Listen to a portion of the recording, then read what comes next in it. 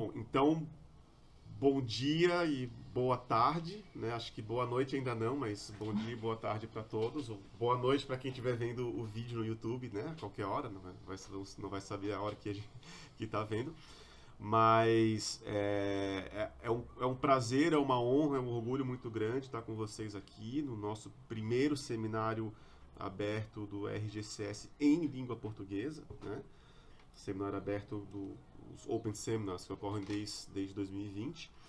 Então, hoje a gente está aqui para falar um pouco sobre empreendedorismo, desenvolvimento local e coworking nos países de língua lusófona, né? Então, eu quero começar apresentando rapidamente o nosso grupo, né? O RGCS, ou o Research Group on Collaborative Spaces, que a gente se define como talvez um grupo de pesquisa descentralizado ou um think tank, um doer tank, né?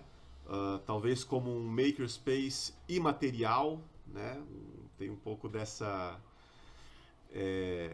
provocação, né? Porque estamos em vários países, estamos conectados de várias formas, e para falar de espaços colaborativos, né? De comunidades colaborativas, de movimentos colaborativos. Então, hoje o nosso foco é um pouco mais de coworking, mas todo pessoal das comunidades, dos makerspaces, dos Fab Labs, dos hackerspaces, dos Living Labs, enfim, de todos os tipos de espaços colaborativos e dos novos espaços de trabalho, né, fazem parte, compõem esse grupo, né, que é um grupo que existe aí desde 2016 e que vai trabalhando, né. A ideia é brincar um pouco com a parte acadêmica, mas também com a parte prática, com a parte do empreendedorismo, é trazer essas coisas juntas, né, fazer esse debate acontecer, né. E então nós temos, eu estou em Florianópolis, sul do Brasil, a Gislene está no Porto, brasileira também, o Cristiano está no Recife, e somos atualmente os membros lusófonos, né? Mas esperamos que após esse seminário essa comunidade cresça, né? Esse seminário está acontecendo exatamente por isso, porque a gente sente esse potencial lusófono para expandir essa comunidade, para fazer o RGCS circular um pouco no Brasil, em Portugal, na África, né, nos países lusófonos da África. Então, sem mais delongas, né, vou deixar talvez a Gislene falar um pouco também e trazer um pouco dos nossos convidados. Brevemente, só antes de passar já a palavra para quem a gente convidou aqui para ouvir, né? Só complementando a apresentação que o Emanuel estava fazendo da RGCS, agora em dezembro nós vamos lançar um journal, mas que também tem esse propósito de não ser acadêmico, e inclusive a gente já tem confirmação de que algumas pessoas que trabalham, né, são os praticantes, ou os viventes, as experiências de pessoas que não são acadêmicas que vão estar sendo narradas também junto entre os papers desse journal, que também vai ser de acesso aberto para todos, né? Então, mais uma iniciativa que vem, assim, para representar um pouco dessa abertura, e que também já tem convite para a gente trazer textos de experiências em língua portuguesa. Então, vocês já estão também convidados para daqui a pouco escrever alguma coisa sobre os seus espaços, sobre suas trajetórias, daqui a pouco algo colaborativo aqui mesmo desse encontro, né? Então, antes de mais nada, muito obrigada por aceitarem todos de primeira o nosso convite, o nosso desafio para esse encontro em diferentes time zones, que às vezes complicam um pouco a nossa vida. Muito, muito obrigada mesmo por estarem conosco aqui nessa iniciativa. A gente vai pedir, então, para vocês se apresentarem, falarem um pouquinho quem vocês são e quem é o espaço, ou qual é esse espaço que vocês estão representando aqui hoje. Quem quer começar? Não sei se a gente delimita, essa parte é sempre aquele momento tenso, assim, né?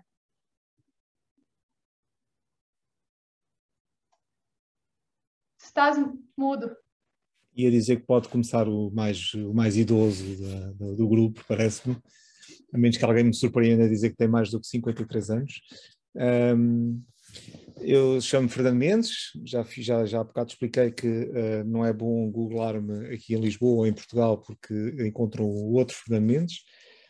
Sou o fundador do Cowork Lisboa, o putativo primeiro espaço de coworking em Portugal, e isto putativo no sentido em que não é possível estabelecer se de facto foi o primeiro espaço de coworking, se calhar já aconteciam outras coisas que podiam ser contempladas como espaços que pertencem a esse movimento, porque o movimento, como sabem, começa em 2005, mais ou menos, mas em Lisboa o primeiro espaço a assumir essa condição de ser um espaço de coworking e que arranca com essa dimensão é o Cowork Lisboa, em 2010.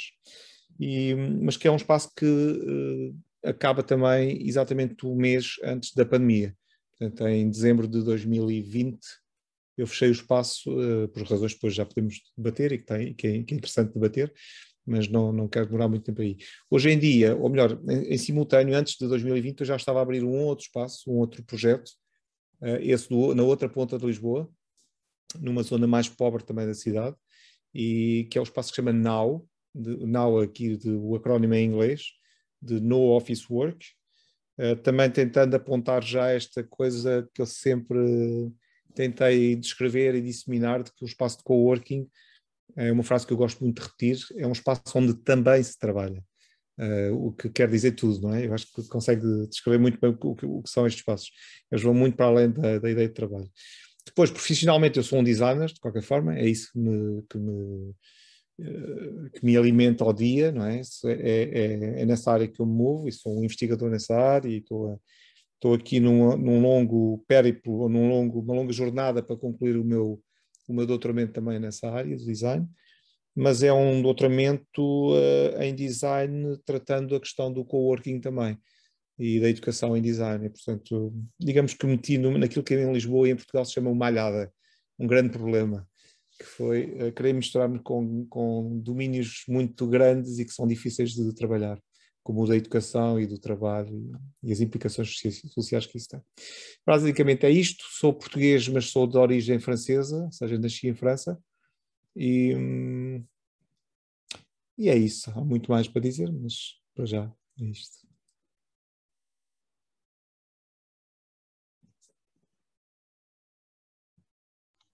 Rita, vamos manter aqui Portugal, então. Fala aí de onde nós estamos.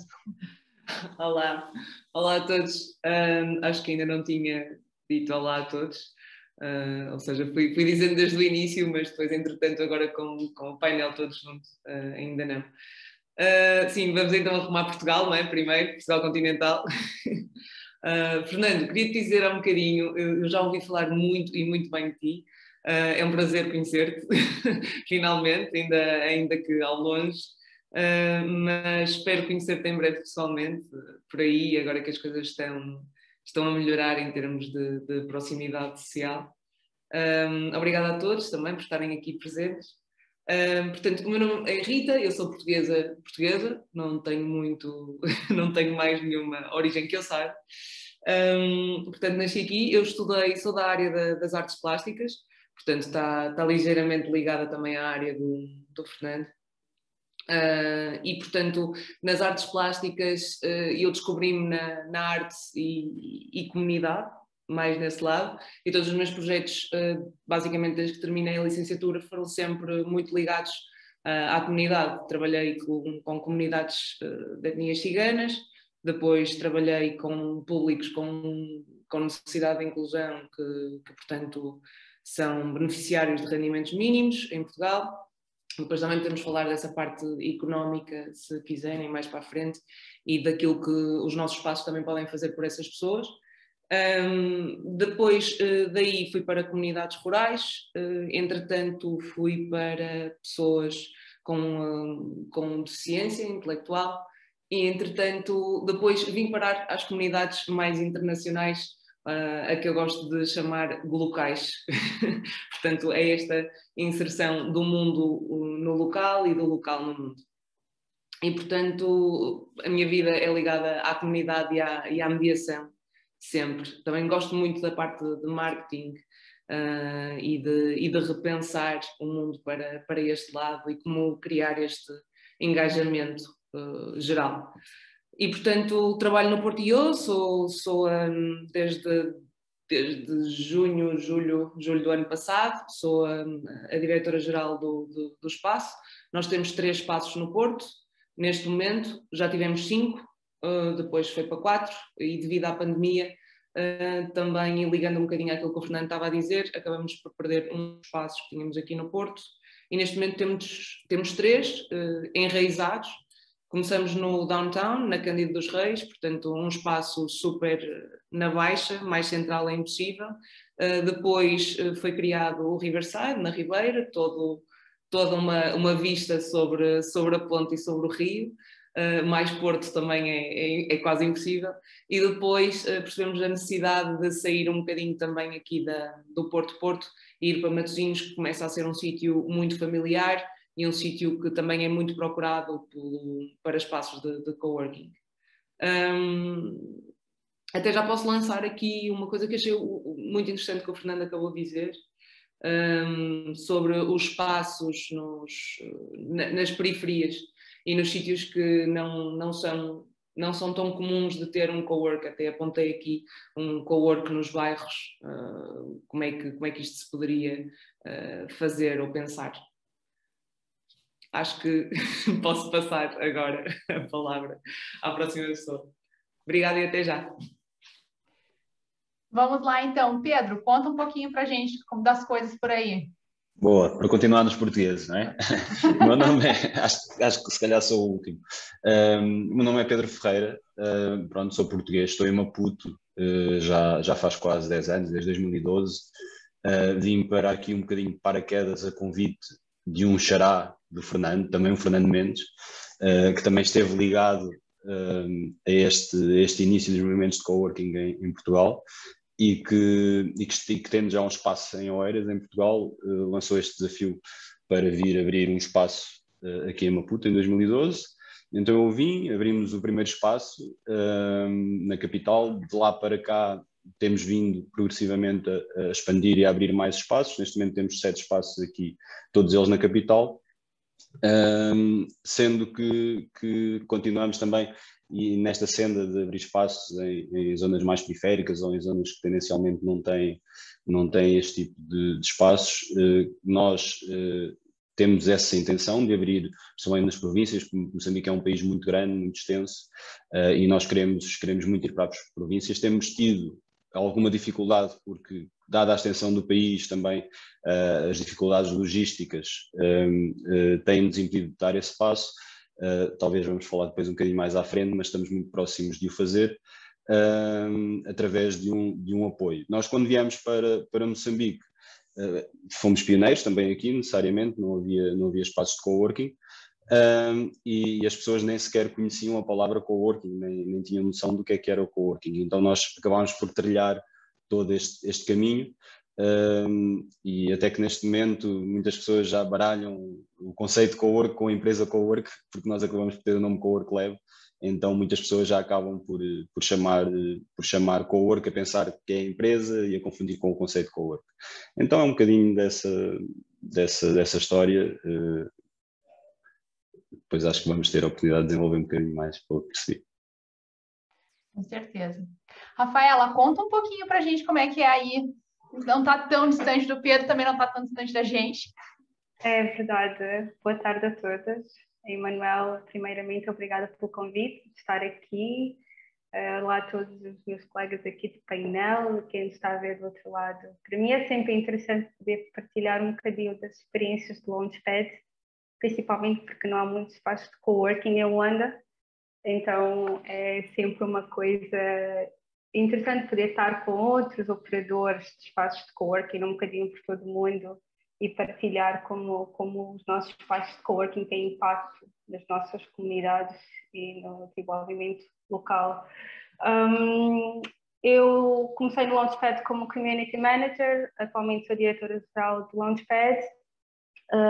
O Launchpad existe desde 2015 e desde então tem evoluído no sentido de servir uma comunidade de solopreneurs angolanos até multinacionais. Temos uma diversidade bem curiosa de membros, desde empreendedores angolanos, empresas locais, empresas internacionais, e acredito que é isso que nos torna um lugar, um espaço de trabalho único aqui, por causa desta multiculturalidade que vai proporcionando uma troca de experiências e de ideias que torna tudo bem mais interessante. E pronto, passo à frente para falar demais, mas para já acho que é tudo. O conceito aqui é muito novo, já tem crescido alguns espaços. O Launchpad só temos um espaço atualmente, é em Luanda. Angola tem 18 províncias e, como tinha dito há bocado, eu acho que só em Luanda é que existem espaços de coworking, então é todo um universo a ser explorado. Nós gostamos bastante de poder colaborar e partilhar com pessoas que estão muito interessadas em entrar para o ramo, partilhar as nossas experiências. Gostamos bastante. Para já é tudo e obrigada pelo convite e até mais. Daniel, como é que tu tá aí? Agora vamos mudar o foco lá. Já posso falar o meu tu com mais conforto agora, sabendo que eu não estou agredindo ninguém. Conta um pouquinho aí para nós. Tá, vamos lá. Eu abri o espaço de coworking Comadre aqui em 2017. Nunca tinha trabalhado com esse tipo de espaço. A gente tinha um outro sócio que era a pessoa que tinha um conhecimento do negócio, mas ele saiu no começo da formação, então já foi um desafio de largada, porque eu trabalho com administração, processos e tudo mais, mas eu nunca tinha trabalhado com coworking, então ele acabou saindo e a gente teve que se virar, porque o projeto já tinha começado, né? Ele saiu bem no começo, que a gente estava começando a reforma e tudo mais, então esse foi um belíssimo desafio, vamos dizer assim, já de cara, sem conhecer muito do que era, já ter que entrar nisso. A gente está desde 2017 aqui em Florianópolis, e deixa eu ver o que mais que eu posso falar sem me demorar muito. Uma experiência muito produtiva, é sempre legal compartilhar com todo mundo. Até hoje, a gente teve muita dificuldade de criar comunidade, porque a gente acabou sendo abraçado por muitas empresas. E as empresas, o pessoal não são tanto pessoas individuais, né? Que é um espaço grande. Então, o pessoal vem e eles ficam nos seus próprios nichos, vamos dizer assim. Então, a gente tem essa dificuldade de criar comunidade, uma coisa que sempre foi comum pra gente. Porque as pessoas não estão tão dispostas a compartilhar. Elas vão fazer isso se elas se conhecerem já, mas o que eu já vi em outros espaços, que eu sempre invejei, sabe, aquela coisa tipo, putz, eu queria ter isso também, é o pessoal conseguir criar essas conexões, amizade, tudo mais, apesar de que eu consegui, mas os meus clientes não tanto quanto eu. Então, fica aí essa descrição e essa deficiência aí. Mas é isso aí, gente, eu não vou falar mais, porque igual o Fernando falou antes, eu falo demais, se me deixar, eu vou passar do tempo aqui. E é isso aí.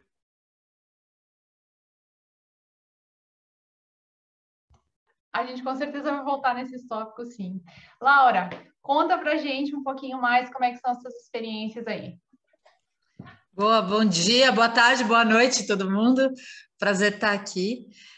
Eu sou fundadora de um coworking em São Paulo, que agora a gente acabou fazendo essa migração para Hub de inovação por conta dos serviços adicionais que são oferecidos. A gente começou a nossa operação em 2014, no finalzinho do ano, junto com a intensificação desse movimento aqui em São Paulo, principalmente. A gente assistiu aí a chegada dos grandes hubs na cidade, então a gente teve os hubs das grandes empresas, do Itaú, do Bradesco, enfim, né? São hubs já bem conhecidos, que têm feito bastante sucesso. A gente presenciou a chegada do Google Campus também, que foi uma experiência bem interessante aqui, e percebemos também quanto que o mercado de coworking ele foi mudando e se adaptando, principalmente à cidade. A cidade é uma coisa viva, e eu acho que até na fala do Fernando fica muito evidente o quanto o coworking ele tem a capacidade de fazer com que essa vida da cidade faça com que ela vá mudando, né? Então, você abrir o coworking em um determinado espaço pode ajudar a revitalizar a área, pode ajudar, enfim, uma série de coisas. E a gente percebeu aqui no Brasil, principalmente com a questão da pandemia, que foi muito acentuada em São Paulo, que os espaços se virtualizaram bastante. Então, muitos dos nossos serviços foram absolutamente digitalizados. O meu coworking, o Clube de Negócios, atualmente a gente não tem nenhum cliente físico, porque os nossos clientes ainda estão trabalhando das suas próprias casas e muito provavelmente devem manter esse modelo híbrido por mais algum tempo, mas todos os nossos serviços são mantidos digitalmente. desde formação e manutenção de comunidade, passando por endereços comerciais e fiscais, que são aí mais usados para que a empresa tenha uma sede propriamente dita, alguns outros trabalhos de consultoria que são feitos, e muitos deles são feitos em parceria com a Soulworking, que foi a empresa criada junto com outro fundador de coworking, para ajudar nesse desenvolvimento, nessa gestão dos espaços e das comunidades também. E aí uma iniciativa que a gente começou em 2015, que tem seguido, agora na pandemia sofreu um pouquinho, porque os fundadores de coworking são pessoas que gostam de pessoas, de estar fisicamente com outras pessoas, pelo menos o que a gente percebeu, é o Encontro Nacional dos Fundadores de Coworking, que a gente fazia anualmente quando podia aglomerar, e aí deve retornar agora no ano que vem, com força total aí, para matar a saudade e para ajudar que os fundadores troquem as informações e as boas práticas. Legal, Laura. Primeiro, obrigado por essa primeira rodada, né, de perguntas. E eu quero puxar, então, isso que a Laura trouxe agora, né, do encontro de fundadores. Parece uma experiência bem legal. E aí, queria que vocês falassem um pouquinho também como que é essa relação do empreendedorismo aí, né, onde vocês estão. Eu sei, por exemplo, já vou adiantar, e aí para inverter um pouco o polo, vou puxar o Daniel primeiro. Eu sei que o Daniel aqui em Florianópolis, ele está ou estava à frente, né, de uma articulação, né, na Associação Comercial aqui de Florianópolis, que tinha um núcleo dos gestores de coworkings, né, que trocavam uma ideia ou trocam uma ideia. E isso ajuda bastante, né, a dinamizar, trocar experiência. Então, um visita o espaço do outro, existe essa troca, né? Então, né, Daniel, se não tem comunidade no sentido dos clientes se engajarem, acho que pelo menos no sentido dos gestores estarem engajados e terem essa comunidade, isso é um pouco mais avançado aqui, né? Então, eu participei da criação do grupo, a CIF, que é a Associação Comercial, né, e Industrial de Florianópolis. Ela faz núcleos de segmentos específicos do mercado para que as pessoas, justamente esses profissionais, se encontrem e troquem informação e façam ações específicas para aquela área. Uma dessas áreas é coworking, né? E existem diversas outras áreas, esses núcleos, né? E lá em 2018, eu senti falta da troca de informação e eu fui atrás para ver se tinha na CIF, porque no passado eu já tinha participado da CIF por outra empresa. E daí a gente começou a instigar, outras pessoas também estavam nesse mesmo momento, foi criado o núcleo, e o núcleo que está até hoje, eu não estou mais como coordenador, estou como vice-coordenador, mas fiquei 2 anos como coordenador e agora é o David que está como coordenador, está fazendo um excelente trabalho. E o que foi muito bom para a gente foi, pelo menos, para começo, trocar informação, desde as coisas mais simples como, vocês têm dificuldade que a galera lava a louça, o pessoal aqui não lava, minha copa fica super suja, até coisas mais complicadas como cobrança, como sala privativa, como silêncio, como é que se gera comunidade. Então, e a gente percebeu algumas coisas muito legais, cara. Então, as coisas que a gente percebeu foi que a troca nos fortalecia e que a gente não era um concorrente, apesar de estar na mesma cidade, porque a gente tem perfis diferentes, localizações diferentes, né? Floripa não é igual a São Paulo, mas no sentido de geografia, a gente é muito ruim de se locomover aqui, tá? Se a pessoa está no norte da ilha, ir para o sul da ilha é horrível, entendeu? Eu sei que São Paulo não é assim, mas São Paulo tem o trânsito, a gente tem a distância, né? Então as pessoas, elas estão evitando se locomover, então elas querem ficar nos seus locais, ficar nos seus bairros, elas querem ter qualidade de vida, então isso faz com que a gente não seja concorrente. E o fato de a gente trocar essas informações deixa apenas a gente mais forte, né? Deixa a gente com mais energia e agora eu vou testemunho assim, né? Vamos lá, meu Deus, vamos lá. Segura coração. Quando começou a pandemia, se não tivesse o núcleo, nossa, estaria perdido, porque foi o momento da gente trocar informação, da gente compartilhar decreto, da gente entender como é que as coisas estavam acontecendo, o que as pessoas estavam fazendo, o que a gente podia fazer, como é que a gente devia proceder. E nesse sentido, a gente até quando surgiu o decreto, né, que precisava fechar, a gente se juntou como equipe e a gente fez uma nota junto. A gente fez uma nota, mandou para o jornal, todo mundo publicou a mesma informação e a gente fez uma nota unida dizendo nós vamos fechar por causa disso, daquele motivo. Então isso foi uma coisa que nos deu segurança, que nos deu e foi uma troca de informação que eu recomendo, exatamente como o Emanuel falou, eu recomendo a todo mundo procurar fazer isso. E também já participei de um summit que teve internacional uns meses atrás aí. Participei, foi sensacional também, maravilhoso, conversar com o pessoal de fora. Acho que o Fernando, não sei se o Fernando não estava lá, mas é isso. Também não vou falar muito mais, gente. Tô só, né? Senão, igual o Fernando, vou ficar para sempre aqui falando.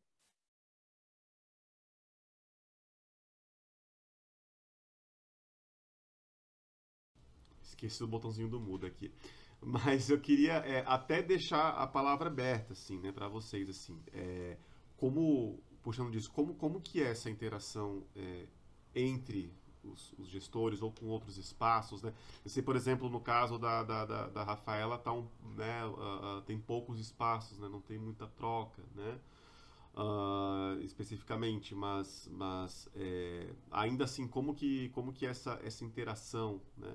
Como o Daniel falou, não são concorrentes, né? E eu acredito que de fato a localidade importa bastante. Bom, aí eu não me apresentei, mas eu sou geógrafo, né? Então eu estudo as cidades, então para mim, quando eu falo localização, já me ativa um gatilho aqui em mim, né? Não tem como não falar disso, mas de fato a localização importa, né? Todas essas coisas importam bastante. Mas como que para além disso, como vocês têm sentido essa colaboração ou essa falta de colaboração, puxando também se há apoio, né? Por exemplo, um apoio de uma prefeitura, de um governo, se há alguém dando algum tipo de suporte, não necessariamente o suporte financeiro, mas um suporte de estrutura, de acreditar, não, vamos acreditar nesse movimento que ele pode ser bom para o bairro, pode ser bom para a cidade, pode ser bom para a nossa economia. Como que é essa troca mais do lado do empreendedorismo? Quem se arrisca a dar uma palhinha? Posso falar? Por favor. Ok. Eu vou começar por falar que não sei se alguém já esteve em Angola alguma vez, ou se conhece, é próximo de alguém que alguma vez tenha tido a experiência de passar por aqui, mas Angola pode ser um lugar complicado para se trabalhar, por um motivo, porque o acesso à informação, ou por vários motivos, porque o acesso à informação é difícil e fazer com que as coisas aconteçam também não é uma tarefa fácil. Então, para quem está a começar, a curva de aprendizagem ela pode ser bem longa e muitas vezes cara. Então, o Launchpad, ele nasce neste contexto, onde as coisas realmente levam tempo a acontecer. Temos que ser muito pacientes. E então, ele é fundado com a premissa de que, e é isso que me fascina, que a colaboração e a comunidade podem ajudar em contextos de países como o nosso, que estão num processo de desenvolvimento e onde as coisas realmente levam tempo a acontecer. Por que eu digo isso? Porque o Launchpad, desde o início que foi fundado, que vai realizando de uma forma muito proativa eventos que facilitam essa troca de experiências entre pessoas. Ou seja, um lugar onde é seguro obter informação, um lugar onde nos permite partilhar experiências e ideias. Vamos promovendo um conjunto de situações, né, um ambiente que vai promovendo isso e depois vai acontecendo de uma forma bem orgânica. Então, o conceito do Launchpad, quando ele nasce, ele é resultado de algumas experiências não muito simpáticas, não é para se montar uma empresa. Então, ele nasce e a vontade que se tem, é ter um espaço e ter nesse espaço pessoas que estão a fazer coisas interessantes em Angola e que querem partilhar. Vamos montar esse espaço, vamos pôr essas pessoas. Inicialmente não foi fácil, porque não sei se toda a gente sabe, mas Luanda já foi considerada uma das cidades mais caras do mundo. Aqui, se calhar em algumas cidades, algumas pessoas que estão aqui, nem se coloca a questão de faltar água e luz. A nós coloca-se, isso é um aspecto que para nós ainda é um aspecto importante e temos de ter em conta.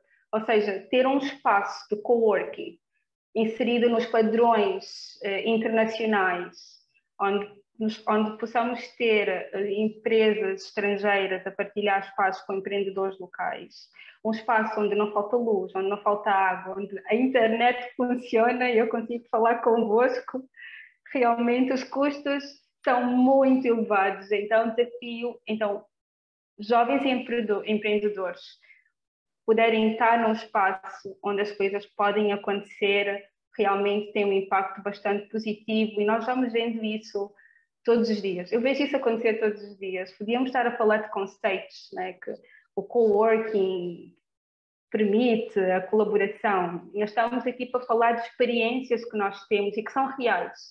E a realidade é essa, é que ao longo desses 6 anos que o Launchpad existe, nós realmente vimos coisas bem interessantes acontecer por esta troca, por ser um lugar que funciona, onde as coisas funcionam e podem acontecer, onde se promove eventos, onde pessoas interessantes, com ideias inovadoras, se possam conhecer. E nós realizamos eventos todas as semanas. Mesmo durante a pandemia, realizamos de forma digital, foi online. Foi diferente, é diferente claramente, mas nunca deixámos de fazer. As coisas aconteceram, sabíamos que íamos fazer, e isso só fortaleceu numa altura que foi muito complicada, e está a ser, só fortaleceu ainda mais os laços de todos nós, porque sabíamos que tínhamos uma comunidade que podíamos contar. E como o Daniel disse, se não fosse essa comunidade, não teríamos sobrevivido. A nossa experiência relativamente aos outros espaços que estão aqui, onde a competitividade é muita, a nossa não é tanta. Então, a experiência do Launchpad na pandemia, de alguma forma, foi positiva, porque como as multinacionais, algumas empresas tiveram mesmo de fechar, nós fomos aquele espaço intermédio, que era a opção para quem não gosta e não consegue trabalhar em casa. Então, para nós, mas sem dúvida que para o ano 2020, onde tivemos estado de emergência, essa comunidade foi, esse sentido, né, foi bastante importante para superarmos, e tem sido fascinante para mim ver isso todos os dias. Okay.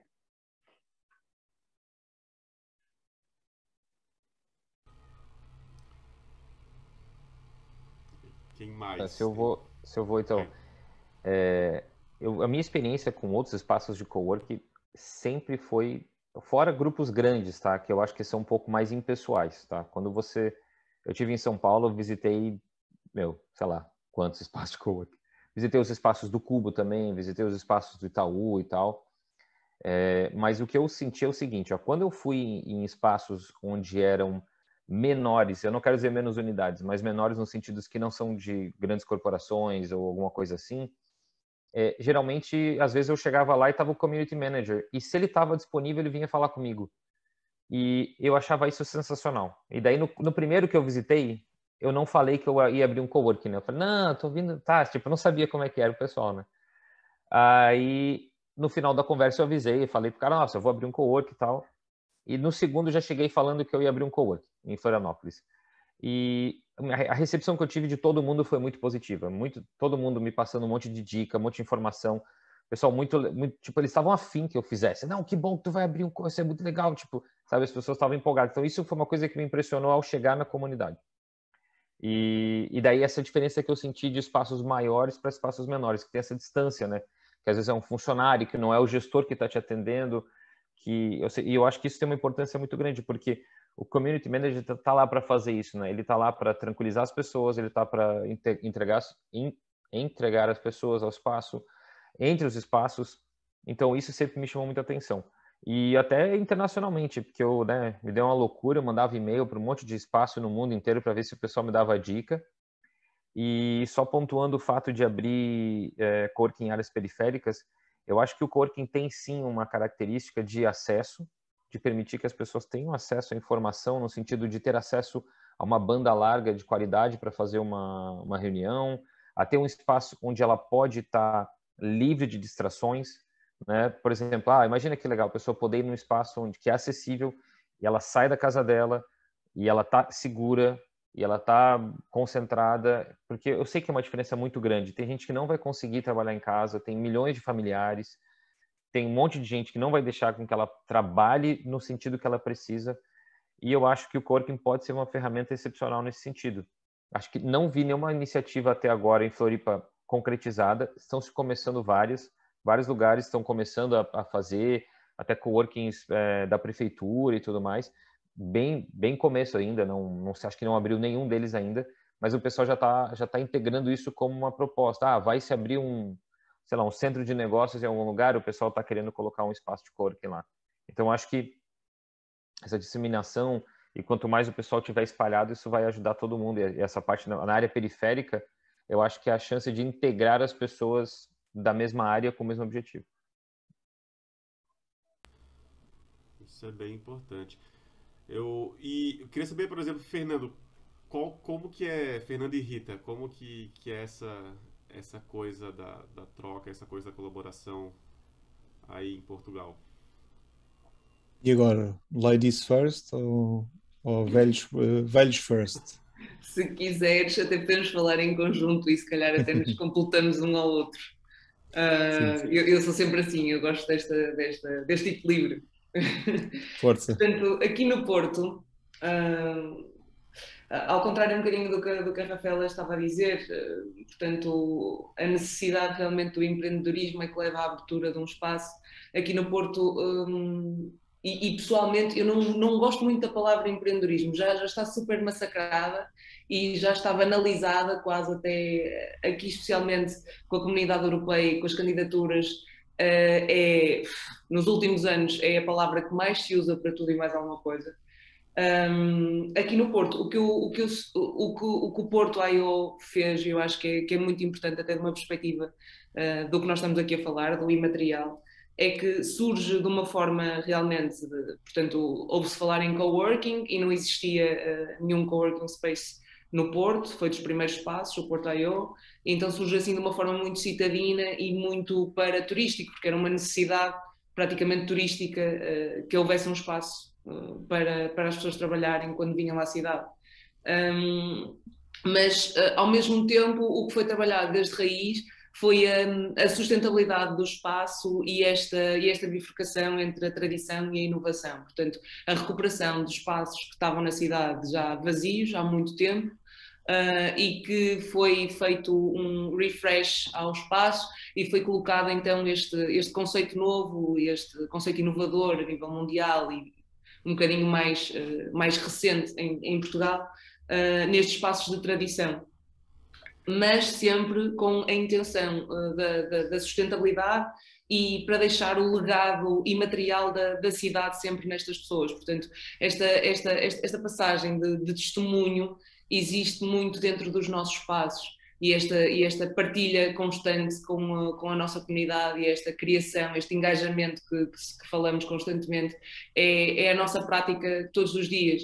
Além disso, levamos isto a uma escala um bocadinho maior, que é, nós temos o copo, não tem, o nome leva a outras coisas e realmente às vezes vamos beber uns copos, mas chama-se Coworking Porto, é uma espécie de associação não oficial, em que temos vários espaços da cidade, estamos juntos várias vezes durante o ano e realmente debatemos entre nós o que é melhor fazer pela cidade, tendo em conta os espaços que nós temos. São espaços diferentes, são espaços que não têm até os mesmos targets ou não têm os mesmos pressupostos.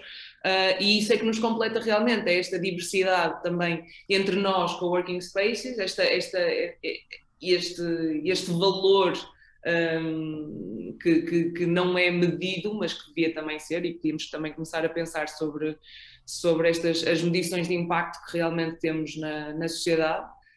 Portanto, acho que estamos na altura, estamos todos realmente muito, muito novos. O Porto I.O. tem 7 anos, mas 7 anos numa empresa que supostamente vai ficar aqui centenas de anos é pouco, e portanto ainda vamos bastante a tempo disso. E gostava de deixar aqui também uma frasezinha que falava com uns amigos arquitetos no outro dia, que era que quando vieram aqui ao espaço estavam a pensar como ver realmente um espaço de coworking em termos de arquitetura, como é que isto se pode reformar constantemente para que seja a arquitetura a favor das pessoas e do espaço de trabalho, ou se as pessoas vão construindo a arquitetura do espaço. Fernando, Acho que... Mas eu, como a Rita, também não gosto particularmente do termo empreendedor ou empreendedorismo, e em Lisboa fui muito colado, eu próprio fui muito colado a esse termo, e por uma razão simples, porque talvez pela primeira vez em Lisboa, e eu comecei a desenhar o Cowork Lisboa em 2009, se calhar até para acrescentarmos aqui alguma vivacidade e algum sangue à discussão, o Cowork Lisboa nasce pela pior forma de empreendedorismo que se pode imaginar. Primeiro, o empreendedorismo muito autocentrado e egoísta. Ou seja, eu abri o Cowork Lisboa não a pensar em comunidade, não a pensar em ajudar fosse quem fosse. Sobre isso, e partilho com a Rita aí também uma história ligada aí a projetos de área social, pois já vos falo um bocadinho disso também. É a vantagem de ser mais velho, de facto, tenho um bocadinho mais de experiência. Mas ia-vos dizer que o Cowork Lisboa nasceu por reação negativa, porque me disseram, um atrás do outro, a todas as pessoas a quem eu propunha ou a quem eu explicava o que era coworking, porque como devem imaginar, em Lisboa, em Portugal e em 2009, falar de coworking valia tanto como falar de física quântica à maior parte das pessoas, ninguém sabia do que eu estava para ali a falar, e invariavelmente a resposta era: isso é a ideia mais estúpida de todos os tempos. Mesmo que eu dissesse sim, mas sabem que já há alguns nos Estados Unidos, já há alguns na Europa, em Berlim, em Barcelona, aqui e ali, já há uns quantos passos. Sim, mas isso é estúpido, isso é uma tendência, é uma moda. Aliás, durante ainda, até 2012, ainda, mesmo os atores principais da cidade perguntavam: oh, Fernando, tu não achas que isto do coworking, ok, agora já se percebeu que até teve um bom arranque e tal, com o teu espaço, e depois já há outros que estão a surgir, mas não achas que é uma tendência? O diretor de Economia e Inovação da cidade, o Paulo Soeiro de Carvalho, na altura, dizia-me: não achas que isto é só uma tendência? E que pode acabar tudo... Em 2012 ele perguntava-me isto. Eu dizia: não, pelo contrário. Ou às vezes, quando fazia uma pergunta de outra forma, ele dizia-me: não achas que já, depois de ser provado o conceito, a pergunta seguinte já era: agora não achas que já há espaços a mais na cidade? Disse: não, não há espaços a mais na cidade. Vamos precisar de muitos mais, e vais ver que vai acontecer uma democratização, uma abertura quase como se o coworking fosse um código open source, não é? Um código aberto, que possa ser colado e emprestado a muitas outras áreas, que é rigorosamente o que estamos a ver agora. E depois lembro-me, durante a pandemia, de voltar, não sei, parece que há haver muita gente interessada em que o coworking se extinga e que não se fale mais no assunto, porque a mim, pelo menos, fazem-me sempre estas perguntas, não é? Ou porque me confundem com o sucesso também do espaço de coworking. Ora, eu não fiquei rico. Ninguém fica rico com o espaço de coworking, ninguém. Não é um negócio, é uma outra coisa. Se se quiser fazer de facto de negócio... Bem, eu quando quero ser obtuso e dizer uma estupidez, mas porque eu gosto às vezes de provocar e chocar, digo: para ganhar dinheiro a sério vou vender droga. Isso é que é perfeito, não é? Estou sempre bem disposto, sempre high, não há impostos para pagar, é tudo perfeito, a menos que se tenha uma overdose, não é? Aí já não tem graça nenhuma. É verdade, e a piada... tenho de completar aqui Pronto. com a ideia romântica do cowork, que eu acho que as pessoas têm muito esta ideia de vamos abrir e isto é um real estate business e isto dá imenso dinheiro e vamos ficar bloody rich, e de repente dão-se conta que é só uma ideia romântica. Claro. Não, mas há gente a fazer dinheiro com esta ideia romântica, exatamente, é uma boa expressão, é uma ideia romântica, é uma boa ideia, primeiro, é uma boa ideia, é romântica, sim, mas há também é uma romances que boa correm ideia. bem. Sim, Muito e bem. este claramente o coworking corre muito bem, ele tem umas premissas que eu acho que nem toda a gente entende. Os primeiros slogans do movimento coworking, eu lembro de um em particular, que era o Alone Together, Alone, Together, não é? O que parece uma coisa entre o individual e a ideia de comunidade, mas que na realidade também implica uma grande ideia de tolerância. Nos primeiros anos do Cowork Lisboa, de vez em quando eu fazia um evento dentro da própria sala, e o meu espaço eram 400 metros quadrados, mas tudo aberto, onde era difícil até isolar as zonas de mais ruído ou de menos ruído. Mas eu lembro que logo no início eu comecei a tentar fazer alguma pedagogia, fazendo com que quem não quisesse participar num determinado evento, e nós tínhamos um brunch semanal ou mensal, já não lembro, e punha-se logo uma questão: o que é que acontece aos que não participarem? Se for dentro de uma empresa, é impensável. Se é o brunch da empresa, toda a gente tem que participar. Não dá para dizer: ei, eu sou da empresa, mas eu não vou participar no brunch. Não é? Alguém na hierarquia vai dizer: não, mas tu tens que vestir a camisola, tens que participar. Também me acontecia que durante o brunch, estavam 20 ou 30 ou 40 pessoas no brunch, e estavam 5 ou 6 que continuavam a trabalhar, na mesma sala gigante. E os que estavam no brunch diziam: Fernando, não vais chamar aqueles 4? Já viste que eles não estão a participar? estão ali. E eu comecei a construir o discurso sobre coworking em cima destas dificuldades. Portanto, o Corpo de Lisboa nasceu porque me disseram que não, que era estúpido juntar gente de diferentes áreas, que era uma tendência, que depois ia acabar. Houve gente que me disse, tiveste sucesso nos primeiros meses, mas isso é porque em Lisboa tudo pega, os portugueses são early adopters de tudo e mais alguma coisa. Temos a maior taxa de penetração de venda e de uso de telemóveis da Europa. Cada português tem 2 e 3 telemóveis. Portanto, tudo o que é novidade nós adotamos logo. Mas só para voltar aqui às questões iniciais. Em Lisboa, o que acontece de muito interessante, e que eu acho que vai interessar sobretudo o Emanuel, também como geógrafo e se interessa muito por esta questão do lugar e da cidade, porque correu bem, porque a Câmara de Lisboa e o Governo e todos os players políticos deixaram acontecer. Por isso, simplesmente, eles não conseguiram acompanhar o ritmo a que nasceram os hubs criativos, os espaços de coworking, os espaços maker, e eles só tentaram normalizar, ou só tentaram controlar um bocadinho aquilo que é o mundo startup, o mundo de empreendedorismo, exatamente.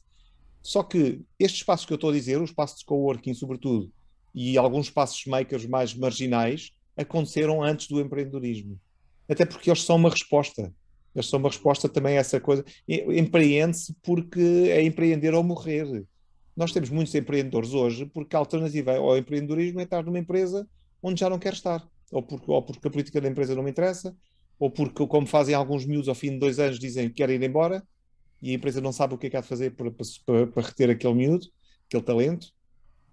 Portanto, o coworking tem gostado de ouvir e percebe-se com uma coisa, se calhar para me calar, não é diferente, mesmo do ponto de vista da investigação, e aqui tenho uma série de ilustres investigadores na área, e sabem todos que, e vou contrariar, se calhar o Emanuel vai-me contrariar, mas não há diferenças substanciais quando se estuda um espaço de coworking em Lisboa, em São Paulo, em Tóquio ou na Finlândia.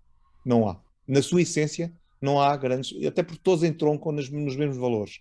E vocês já listaram tudo. A colaboração, a comunidade, a abertura, a diversidade. O tolerância é um termo já gasto e velhote e que parece só apenas isso, não é? Tolerar o outro, quando é bem mais do que isso. O que eu fui observando nos 10 anos do Corpo de Lisboa e agora já nos 6 anos de NAU, é que é um espaço nivelador. Eu estou a usar muito aqui a expressão do...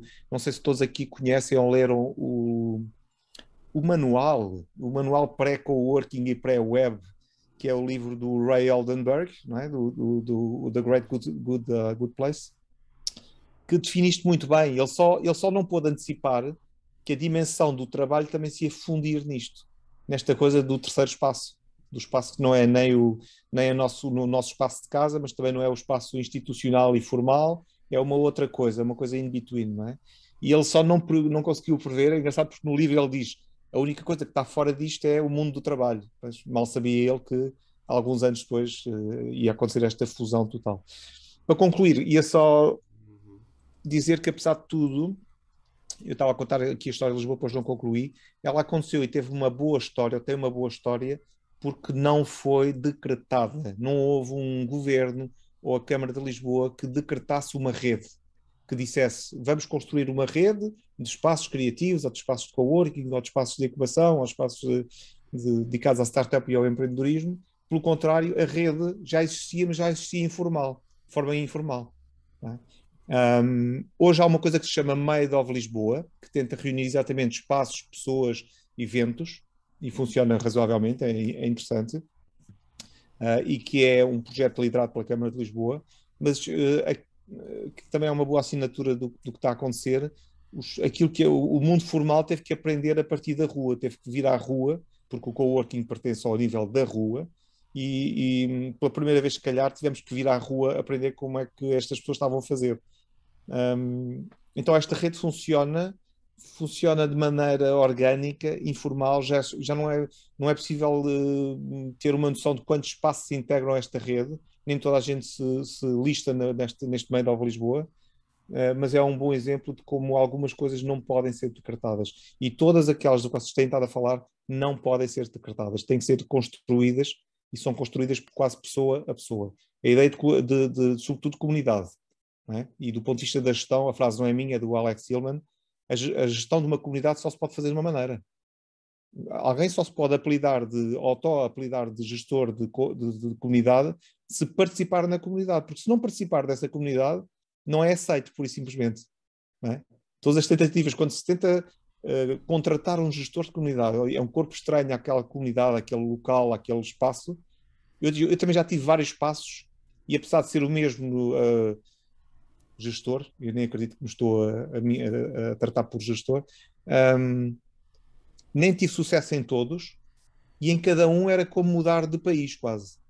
Era completamente diferente, porque um determinado espaço, num determinado tempo, com determinadas pessoas, dão origem a uma comunidade diferente e que é gerida também de forma diferente. A última coisa, e agora sim calmo, é a questão da colaboração. Se calhar é aquela que eu reajo com mais violência, porque com a colaboração então eu abomino o termo, porque é exatamente a coisa que não pode ser descartada. Não há, mesmo do ponto de vista pedagógico e nas aulas sinto isso muito, quando a escola me diz os miúdos têm que trabalhar em grupo, portanto têm que colaborar. Disse, ok, então eu salto fora. Eu digo imediatamente, eu estou alto, eu não vou participar nesse projeto. Porquê, Fernando? Porque é que és um chato? Porque é que estás sempre a levantar problemas? Porque não acredito nessa coisa de que posso ser eu a dizer aos outros que eles têm que colaborar. A colaboração é, na realidade, uma coisa muito egoísta, muito de autodefesa. Para ilustrar isto, digo-vos que um leão e uma zebra não são compatíveis, não é? É difícil imaginar esses dois animais a colaborar. E, no entanto, há um momento em que eles colaboram, pelo menos se toleram, que é quando, se calhar em alguns pontos exatamente de Moçambique ou de Angola, esses dois animais que não se toleram um ao outro, porque um faz parte da cadeia alimentar do outro, não é? Em princípio a zebra é atacada e comida pelo leão, ou pela leoa, porque os leões não fazem absolutamente nada, como a maior parte dos homens, as mulheres é que lideram isto, só que os homens não perceberam ainda, mas quando precisam de beber água, vão todos beber ao mesmo sítio e durante o momento em que estão todos a precisar de beber água, colaboram e encostam-se uns aos outros e pode-se ver um leão encostado a uma zebra. Claro que assim que acabar a sede, a zebra tem algum interesse em pôr-se a andar rapidamente, não é? Porque a leoa vai se lembrar outra vez que quer comer.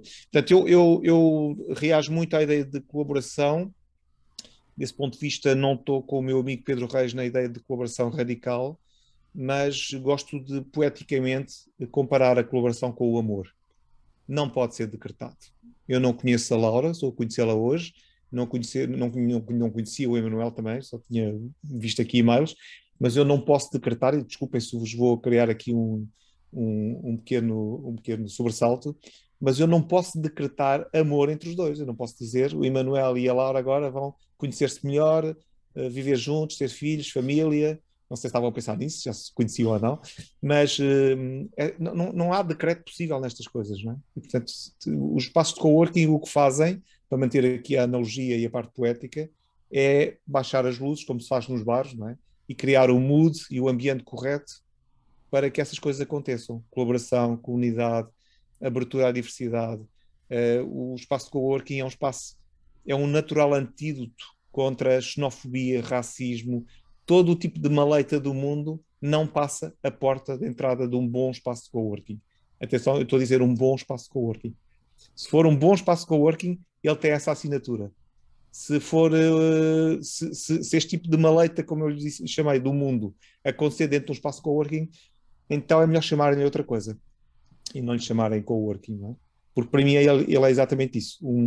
É um terceiro espaço, como postulou o Oldenburg em 1989 ou 90, acho que é 89. É engraçado que ele escreve aquilo no ano da web, o ano em que começa a web, não por acaso. Se calhar se ele tivesse esperado dois anitos começava a perceber que estavam a acontecer umas fusões, mas para mim essa é a grande assinatura dos espaços e, portanto, quando para voltar à nossa questão inicial, falar de redes e de redes de empreendedorismo, elas funcionam bem se entre instituições e entre espaços acontecer a mesma coisa que acontece num bom espaço de coworking, alone together.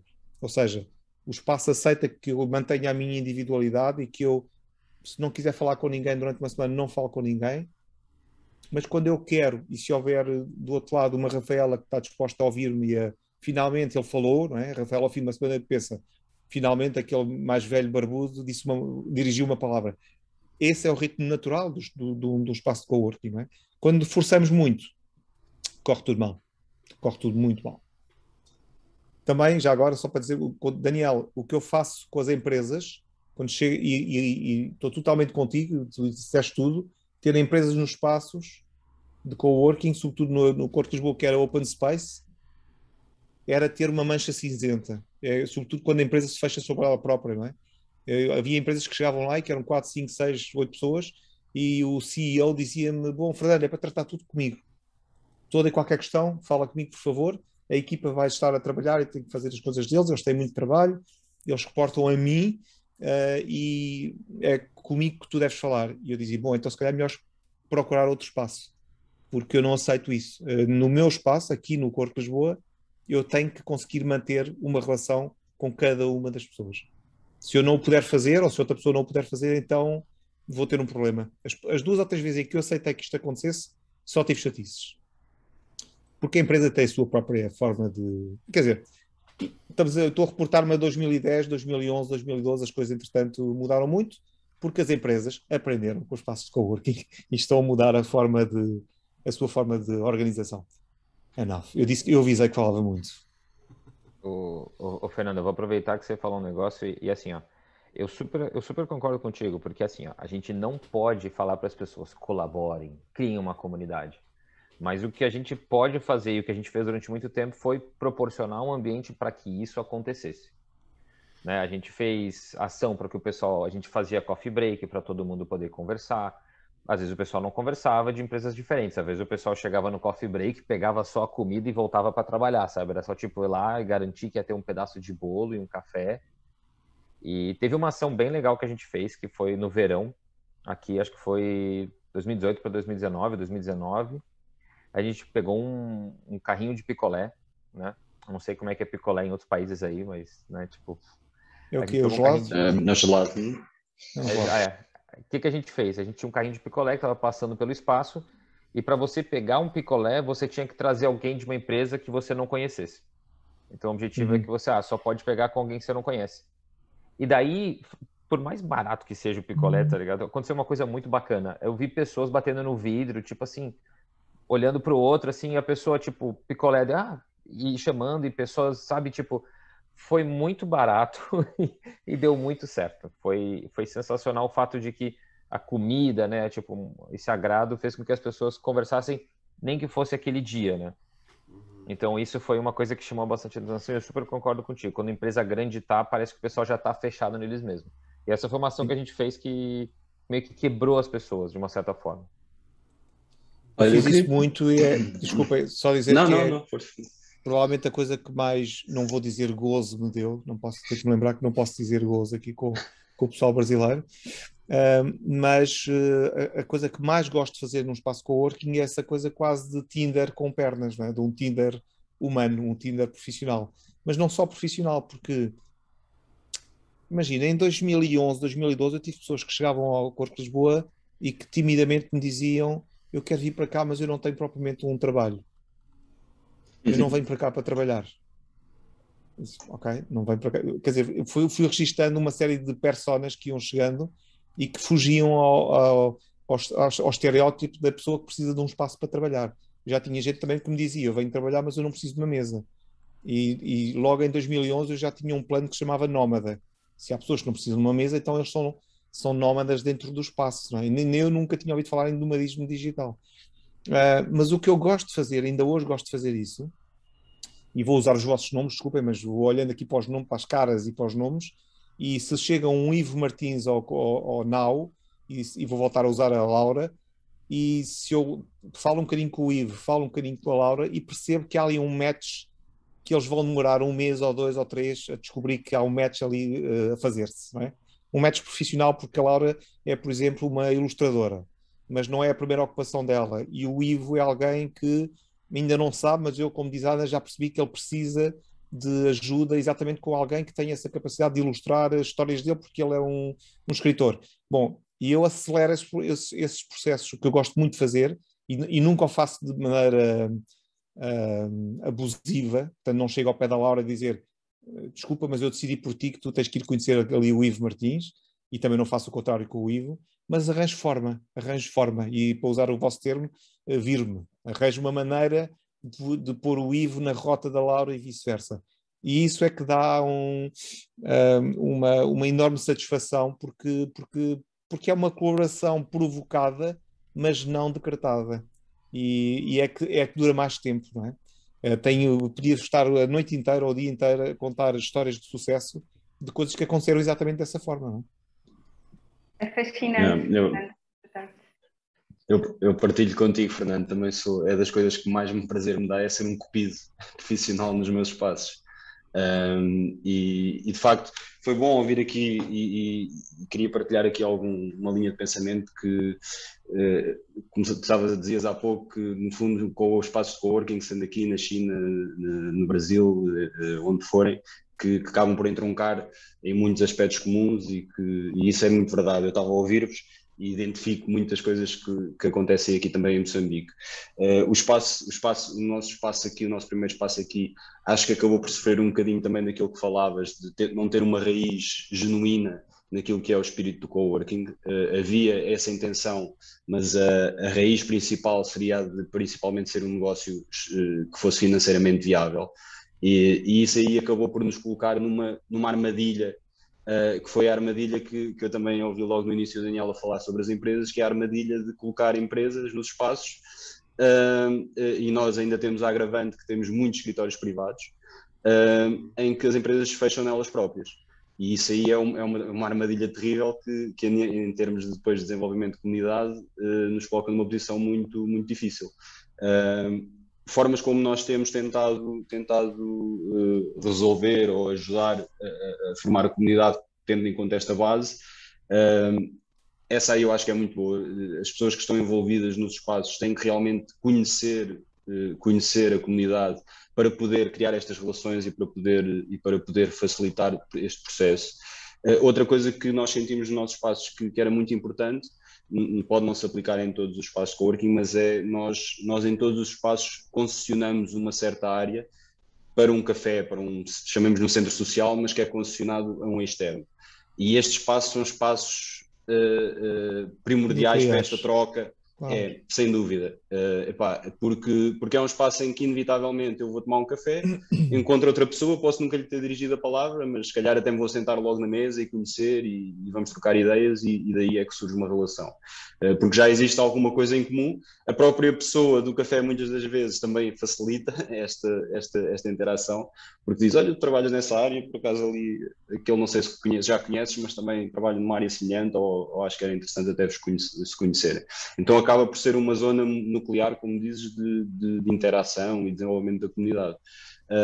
Nós, lá está, para conseguirmos combater esta base que foi criada desde o início, agora temos o dobro do trabalho. E digo que o dobro do trabalho, nós agora, falava há pouco do apoio, e em dado momento o Emanuel também perguntava se existiam apoios. Nós aqui em Moçambique, não sei, Rafaela, como é que é a vossa experiência em Angola, mas o termo empreendedorismo, eu como vivo também algum do meu tempo em Portugal, também já farta um bocadinho o termo do empreendedorismo. Aqui em Moçambique é mais difícil nos fartarmos do termo do empreendedorismo, porque o movimento começou mais tarde e existem menos organismos públicos a forçar este termo. E, portanto, acabamos por falar mais de empreendedorismo dentro da comunidade. E nós sempre tivemos uma dificuldade em encontrar um equilíbrio entre aquilo que era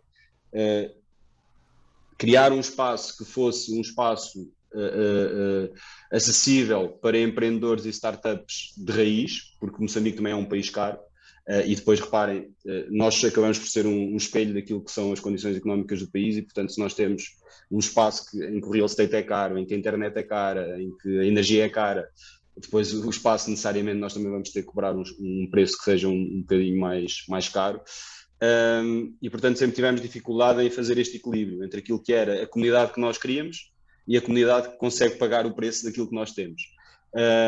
Então nós agora o que vamos tentar fazer é finalmente conseguirmos um apoio, e eu também não sou super fã dos apoios, nem eu nem o Fernando, o meu sócio, mas conseguimos um apoio que nos vai permitir fazer isto, ou seja, desvirtua aqui um bocadinho o conceito económico e nós já conseguimos ter aquilo que é a nossa base, mas depois recebendo este apoio já conseguimos ter espaços que vão ser mais acessíveis e que vão dar outro tipo de condições a empreendedores de raiz e a startups que estão a começar, inclusive com acesso também a ferramentas, que de outra forma provavelmente seria difícil.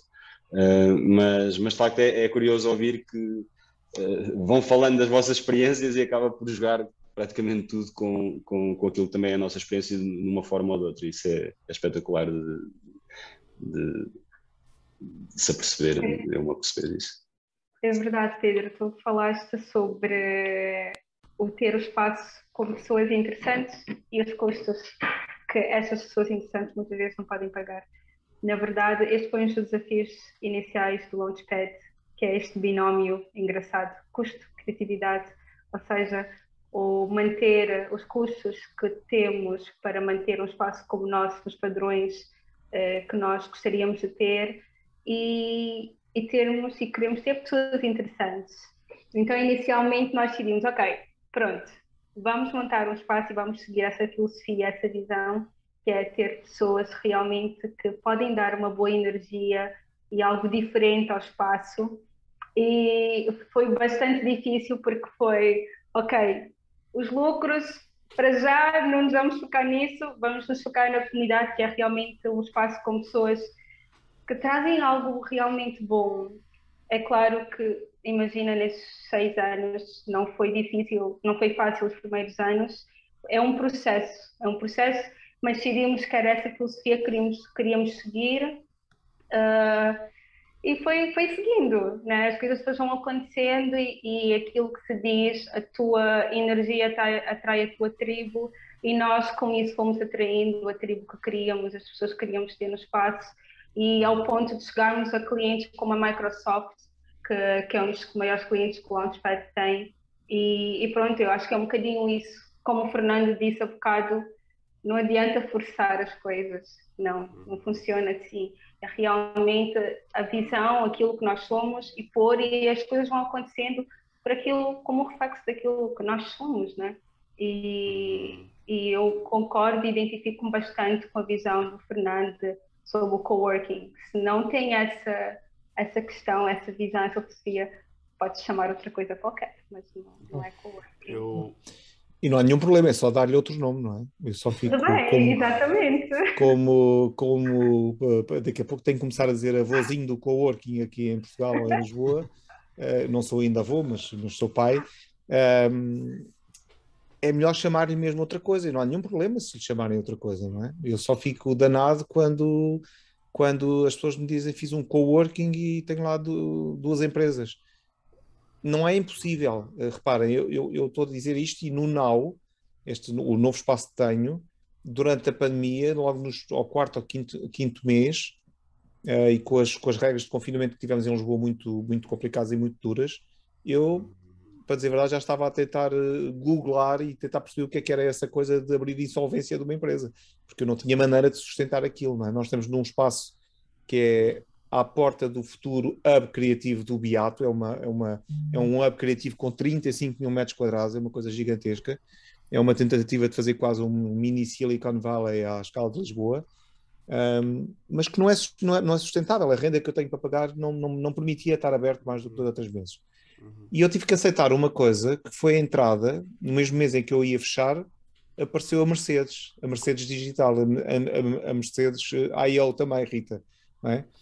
Que é toda a equipa, ainda por cima uma equipa em construção, uma equipa que eu já sabia que ia chegar às 200 pessoas, e ainda por cima, imaginem isto, eu tive que aceitar a ideia de que vinham, e eles vinham porque têm um interesse particular, eles vão mudar-se para o hub criativo do Beato que está ao lado, ou seja, eles entram para o meu espaço há 2 anos, sabendo eu que eles vão mudar, mais mês, menos mês, eles vão mudar toda a equipa para lá.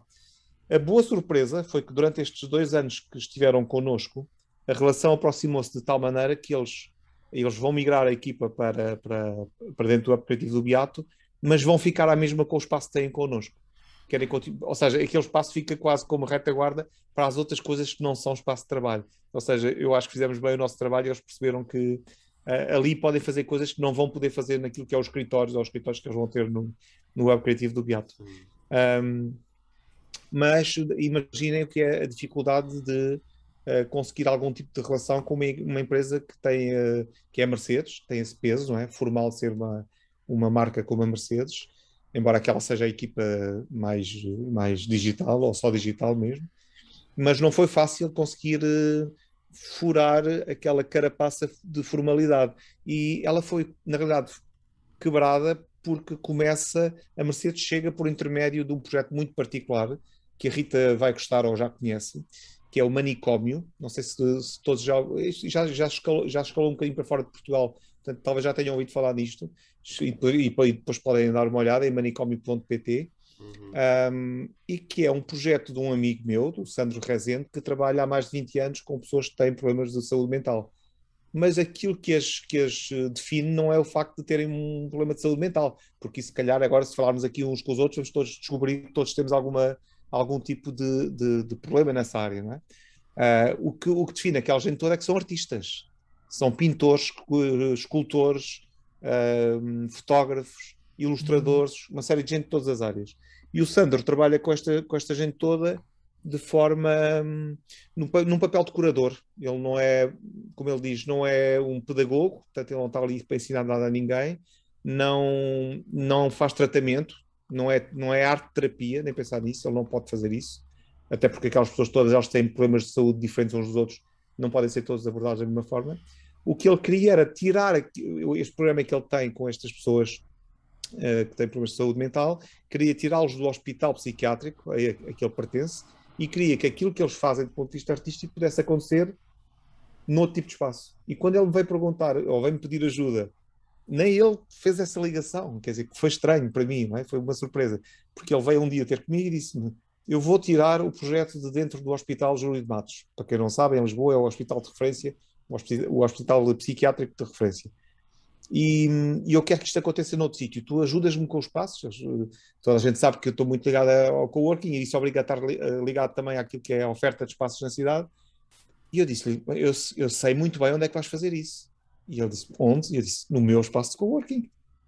A coisa que eu mais quero, a melhor assinatura que eu posso ter para o Now, ainda por cima no arranque, é ter um projeto como um manicômio a acontecer dentro do Now. E ele não estava a acreditar. Mas tu queres dizer o quê? Os artistas estarem lá a fazer as coisas deles no meio dos teus coworkers, que é tudo computadores? Porquê é que estás a partir desse pressuposto? Por trás de cada uma das pessoas que trabalha com o Mac ou que trabalha com o PC, está alguém que se calhar também faz costura criativa, ou que faz ilustração, ou faz outra coisa qualquer. Não é?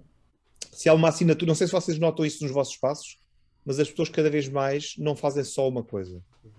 E os que eu formo agora com 20 e poucos anos sabem, eu também vou repetindo, que vão ter várias profissões ao longo da vida.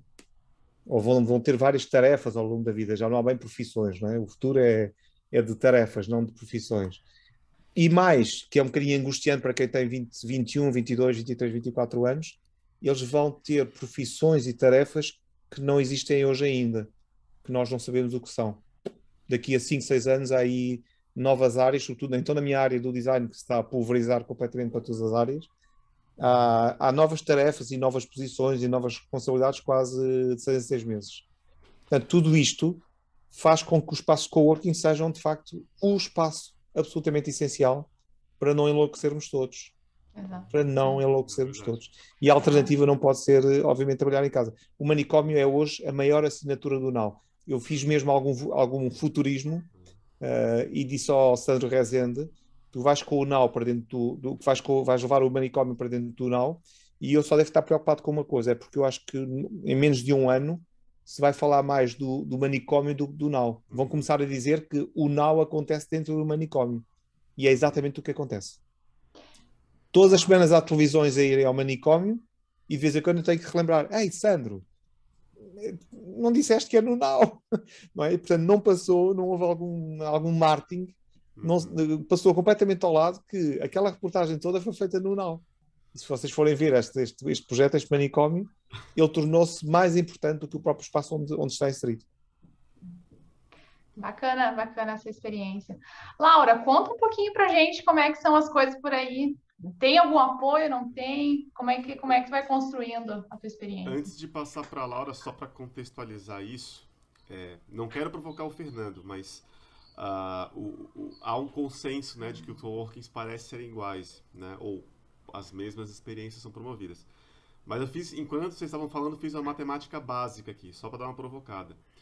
Se somar a população de Florianópolis, Luanda, Maputo, Porto e Lisboa, dá 1/3 da população de São Paulo. Então são escalas de cidades que, né, São Paulo está numa outra escala. Então eu queria trazer a Laura para a conversa, para ela dizer, concorda ou não concorda com isso, né? E como que é essa pegada de São Paulo, né? Que é uma pegada, uma escala de cidade, um nível até talvez de, não sei se de estresse, mas de energia das pessoas, que é uma coisa, é uma outra voltagem, né? Em relação ao que a gente tem em outros tipos de cidade. Como que essa conversa entra em São Paulo e na tua experiência de coworking, Laura?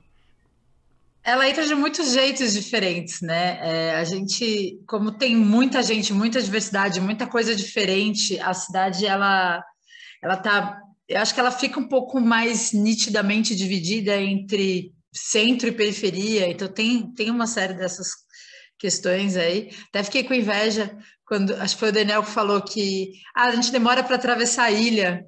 Aqui a gente demora para ir na esquina, é meio complicado, porque tem muito trânsito.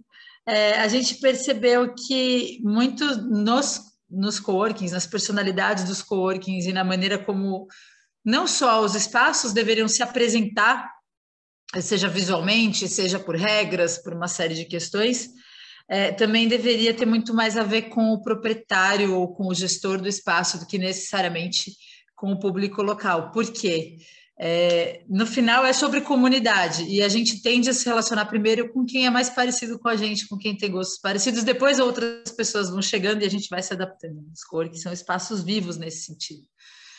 Então a gente tem essa diversidade muito grande chegando. Tem também os escritórios que são muito mais padrõezinhos aí, muito mais fechados, ou são maiores, são, enfim, um cara de corporativo mesmo, mas a gente percebe que esse movimento tem mudado, né? As pessoas agora estão procurando coisas mais com a cara delas, as pessoas estão procurando lugares onde elas se sentem confortáveis. A pandemia provocou, e acho que, eu não vou falar pelo mundo inteiro, mas eu tenho certeza que aconteceu em muitos países. As pessoas estão agora indo para esse modelo híbrido, até porque muitos de nós não aguentam mais ficar em casa e muitos de nós já se sentem seguros para sair. Em São Paulo isso ficou muito nítido. Os coworkings que estavam em regiões periféricas, que eram os que sofriam mais do ponto de vista de conseguir clientes, de mantê-los e tudo mais, começaram a crescer. E os coworkings que estavam nas áreas comerciais da cidade, e aí são quase que bairros só de empresas, né? Pouquíssimas casas e tudo mais, começaram a sofrer muito com isso, começaram a fechar, enfim, devolver lajes, e uma série dessas questões, porque as pessoas que precisavam atravessar a cidade, que demoravam 2, 3 horas para fazer isso todo dia, agora saem a pé e resolvem isso ali do lado. Vão para coworkings onde elas se sentem confortáveis, que tem a estrutura para que elas trabalhem, que não tem aquela pressão do escritório corporativo, e muito mais importante do que isso, que você não perde o equivalente a uma jornada de trabalho preso dentro de um ônibus ou de um carro.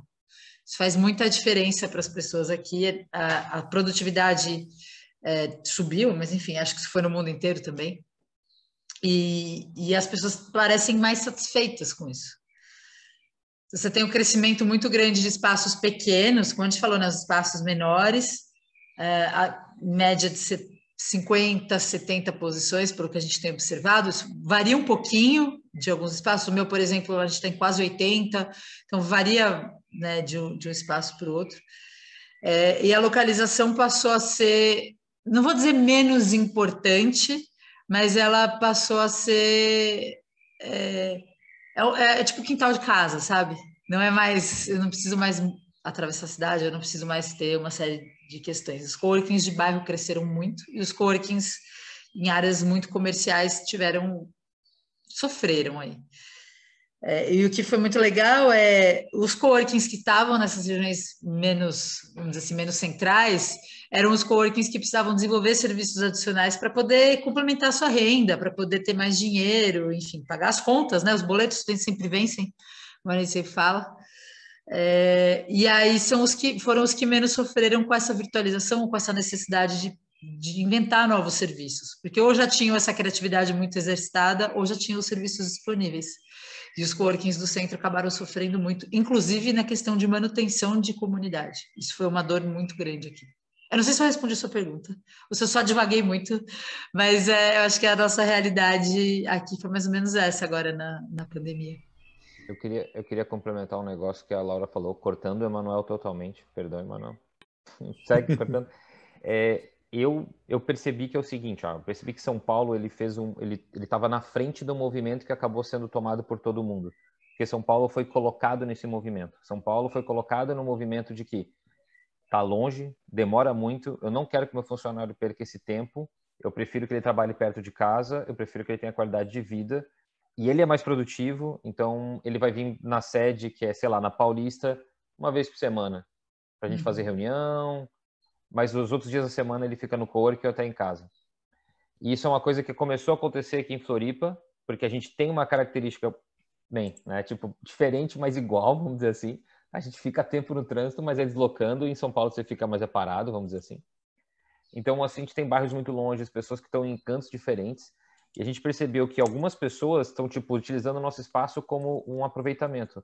A gente tem muito pai e mãe que vem deixar o filho no colégio, fica aqui com a gente e depois pega a criança e volta para casa. A gente tem gente nesse sentido, sabe? Ela aproveita as movimentações dela dentro da cidade para utilizar o espaço e ir embora. E a gente também notou que o pessoal tem tido o coworking de bairro que cria uma força, assim. Não tem muito aqui em Floripa ainda, mas cria força no sentido da pessoa permanecer no bairro, né? Ela não sair do bairro, ela compra no bairro, ela trabalha no bairro, ela mora, e ainda mais com o custo que tu tem de moradia, eu acho que isso é uma relação direta. Por exemplo, Floripa tem alguns lugares que é muito caro, então você tendo espaços para a pessoa morar que são mais baratos, com coworkings onde ela pode utilizar, isso vai acabar favorecendo a utilização desses espaços e a pessoa tendo mais qualidade de vida. Até largando o carro, que é o caso que eu estou pensando, porque eu moro a 2 quilômetros aqui do cowork, eu morava a 25, me mudei faz 2 anos para perto, recomendo para todo mundo. Se eu vier, assim, ó, só para vocês terem noção, se eu venho de bicicleta são 10 minutos, e se eu venho de carro são 10 minutos. Então, é tipo... e a pé são 15. Então, tipo... eu acho que tipo, foi uma mudança radical no meu estilo de vida e recomendo a todo mundo, aos clientes, a todo mundo que mora em perto, porque muda tudo, é outra vida. Inclusive porque no Brasil a gente também passa por um momento onde o preço de gasolina desencoraja qualquer um de sair de casa, atualmente, né? Mas, gente, a gente está aqui com uma expectativa de até 11h30. Eu sei que alguns de vocês têm compromissos, precisam liberar salas onde estão, etc. Então, antes da gente encaminhar aí para uns considerações finais, né? O Cristiano está com a mãozinha levantada ali. Ainda bem que é virtual, né, Cristiano? Senão você já ia estar com o braço dormente já. Manda bala. Então, também não tinha me apresentado nisso para todo mundo, mas bom dia ou boa tarde, dependendo do fuso. Meu interesse maior no espaço colaborativo, coworking e tal, passa pelo espaço propriamente dito, espaço enquanto materialidade. Minha formação em arquitetura e urbanismo, né, minha pesquisa passa muito por aí. E quando Rita falou das conversas com os arquitetos, conversas, me acendeu a curiosidade de, talvez numa rodada rápida, se todo mundo pudesse falar um pouquinho de como foi o processo dessa conformação, dessa materialização dos espaços, né? Se passou pela mão de arquitetos ou designers, se teve algo de autoconstrução, autoprojeto, que seja autodesign, se foi colaborativo, e também esse antes, durante e depois pandemia, né? Porque a gente sabe que a pandemia passa muito por uma questão ambiental, de proximidade, de distanciamento, e, bom, imagino que as realidades sejam distintas. Queria saber mais ou menos como é que foi isso, que adaptações vocês tiveram que fazer, ou não fizeram, ou estão fazendo agora. Se pudesse ter um panorama, acho que seria interessante para a gente ver aí o conjunto. Obrigado. Vamos para passar essa pergunta e de repente fazer uma amarração para já ir concluindo, né? Assim, meio que aproveitar essa pergunta do Cristiano, que é excelente, assim, me interessa muito. É uma excelente pergunta e que não se costuma pensar muito, por acaso. Mas, na realidade, algumas... Eu não sei se o Cristiano depois vai poder contrariar ou confirmar uma convicção que eu tenho desde 2009, 2010, e que tem que ver com o número de pessoas. Acho que a Laura também disse isso, não é? Que a maior parte dos espaços tem 70, 80 pessoas, ou postos, ela não disse pessoas, ela disse postos de trabalho, não é? Ela usou uma outra expressão, mas eu percebi que se referia a postos de trabalho, e não acho que seja por acaso. Não é por acaso que quando eu abri o Corpo de Lisboa, eu fui parar a um sítio que em Lisboa é a LX Factory, é uma antiga unidade fabril do tempo das reais fábricas em Lisboa. Aquela era a real fábrica dedicada à tinturaria e aos tecidos, essas áreas, e depois mais tarde, durante as décadas seguintes, porque foi extinta em 1910 e depois o edifício ficou ali, ou a coleção de edifícios ficou ali meio parado e foi sendo usado por outras indústrias ao longo das décadas. Mas quando eu cheguei lá não havia propriamente um espaço que me agradasse. Eu fui fazer uma visita pelos 23 mil metros quadrados e não havia nada que me interessasse particularmente. Uns espaços porque eram muito pequenos, outros muito grandes, outros, ou seja, sobretudo do ponto de vista financeiro, eu não tinha dinheiro para isso, ou outros que precisavam de muitas obras, até que finalmente mostraram a última coisa que tinham para me mostrar, que era o último piso, e era todo aberto, e ali disseram-me: aqui, Fernando, tu podes decidir quantos metros quadrados tu queres. Se tu disseres que queres uma fatia deste lado e um bocadinho ali e outro bocado ali, nós delimitamos e fazemos paredes como tu quiseres. Isso, ok, perfeito, então é aqui que eu quero. Porque isso permitiu-me desenhar o espaço, ou pelo menos conter o espaço, exatamente até à dimensão que eu achava adequada. E uma coisa que eu estudei muito, muito no início, quando ainda não se falava muito disso, mas falando com alguns dos pioneiros também do movimento coworking,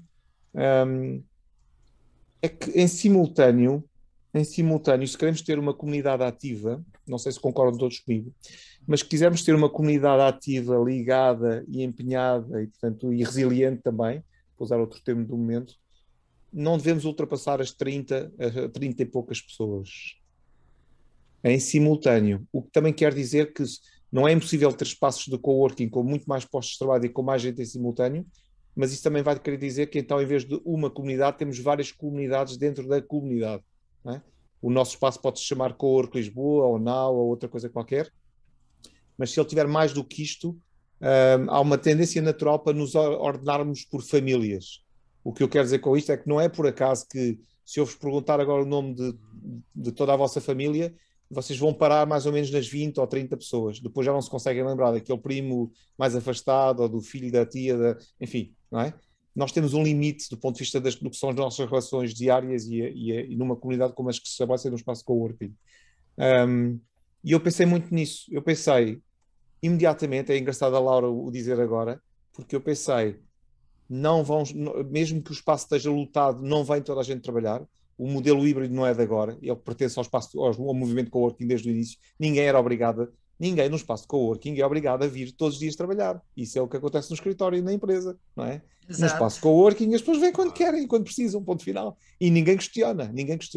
Eu questionava. Quando alguém não aparecia durante uma semana ou 2 semanas e estava a pagar por isso fazia parte do meu plano de marketing. Não é? Parece uma coisa muito altruísta, mas na realidade era o meu plano de marketing. Em vez de gastar dinheiro em Google Ads, eu ligava para as pessoas e dizia: está tudo bem, é que não vais há 2 semanas e estás a pagar e eu não quero que tu pagues por um serviço que não estás a usar. Ou então quero saber se há algum problema, se zangaste com alguém aqui e por aí adiante. Mas, Cristiano, eu desenhei o espaço pensando, eu vou desenhar para 80 postos de trabalho, sabendo que, em princípio, nunca tenho em simultâneo, a uma determinada hora do dia ou da semana, uma lotação com mais do que 30, 40 pessoas. E foi rigorosamente o que eu observei durante 10 anos. Tenho esse estudo feito também, não é?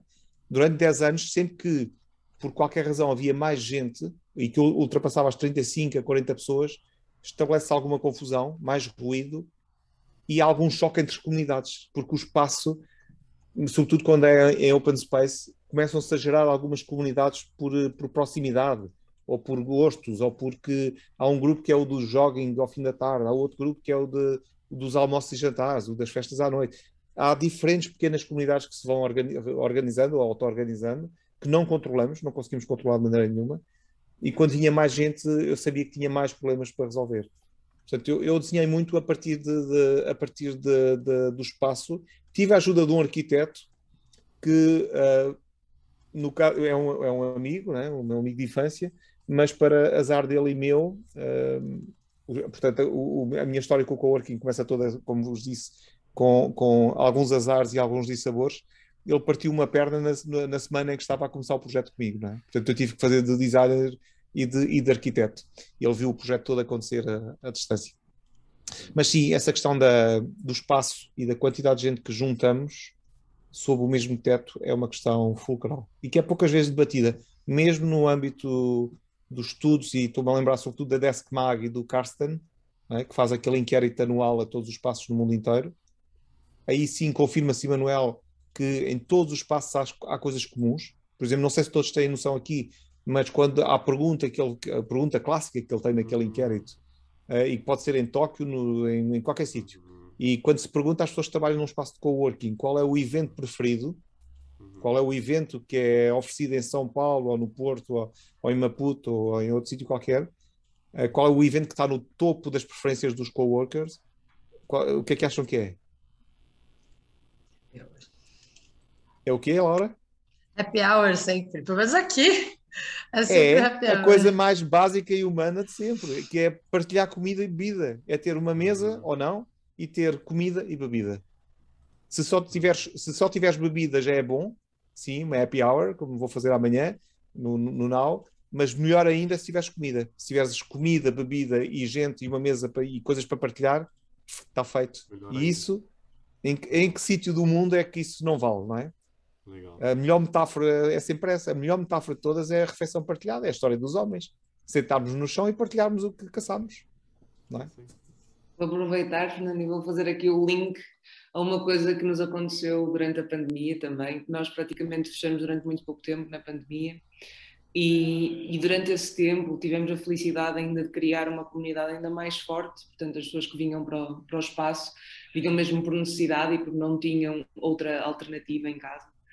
E nós começamos a criar esse tipo de sistema, assim como fazemos com a família, assim muito à portuguesa, é o jantar é às 8h30 na mesa, estamos todos juntos para jantar.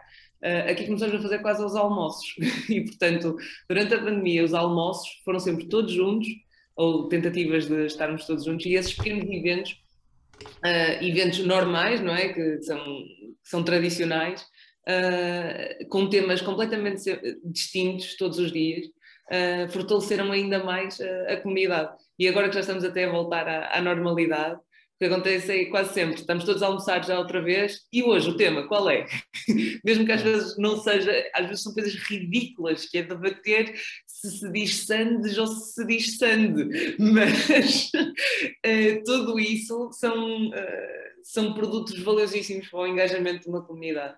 E relativamente à questão da arquitetura do espaço, eu queria salientar aqui que no Portillo é muito importante esta questão do edifício serem edifícios recuperados e tradicionais da cidade, porque já traz este cunho familiar às pessoas automaticamente. Depois é aqui esta mistura entre o que é marketing, quais são os nossos produtos e quais são as nossas necessidades que temos para o espaço. Como o Fernando também estava a dizer, nós temos 3 espaços, mas em cada um dos nossos espaços tentamos não ultrapassar as 30 secretárias disponíveis em cada um. Portanto, acaba por ser um grande, mas dividido pela cidade. Depois, outra coisa engraçada é que cada edifício tem comunidades com vibes diferentes. O edifício faz a comunidade. E outra coisa também importante que falaram aqui, que é a questão dos cafés.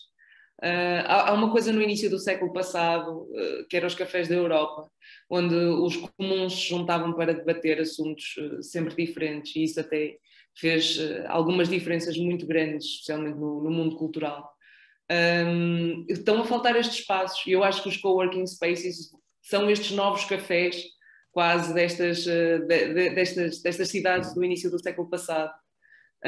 Mas fica aqui também no ar esta pergunta desta arquitetura, ou o que é uma cultura de um comum global, não é? Porque o que nós albergamos são comuns globais, pessoas, com este pensamento muito mais abrangente e livre.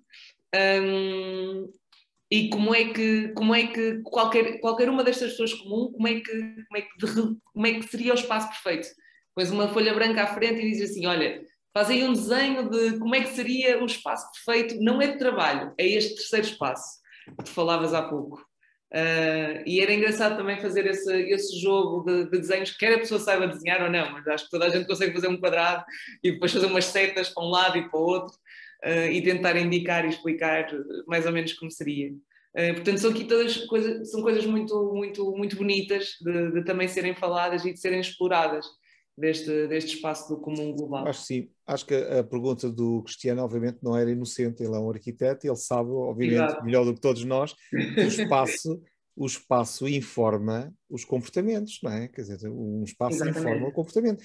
E voltando ao meu espaço na LX Factory em 2010, aquele espaço informava também sobre o comportamento. Uma coisa que tem uma porta que não tem fechadura. Era uma porta de batente. A própria entrada dizia entra, não é? Não havia.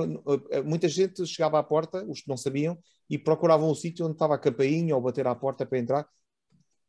Ali não havia nada para tocar à campainha, tinha que se entrar, ponto, não é? Portanto, só isso começa logo a informar sobre o meu comportamento no espaço. Depois toda a LX Factory, sendo arquitetura industrial e do ferro, Cristiano, no imaginário das pessoas, mesmo que nunca tenham posto um pé em Nova Iorque, há o imaginário do loft, não é? Do último piso e do loft daquela parte sul de Manhattan, e muito ligado ao mundo artístico, e portanto toda a gente, mesmo uma pessoa menos sensível a exatamente manifestações artísticas, chegava ao meu espaço e sentia que podia fazer coisas também. Nunca pintei na vida, nunca fiz escultura, eu sempre recebi gente que faziam várias coisas, e muita gente dos meios artísticos, exatamente. Não como ocupação principal, mas como complemento ao aquilo que era o hobby, e que algumas pessoas depois tinham a surpresa de que o hobby se tornava mais rentável do que a profissão principal. E isso tinha muito que ver com o espaço. Muito mesmo que ver com o espaço. Porque nos outros sítios por onde tive outros projetos de coworking, o que correu pior foi aquele que o espaço exatamente tinha menos alma. No entanto, era o que tinha melhor localização, melhor qualidade de construção. A Rafaela dizia que na cidade dela pode acontecer, e no país pode acontecer cortes de água e eletricidade. Vocês acreditam que em Lisboa, em 2010, eu tinha chuva a cair dentro do espaço?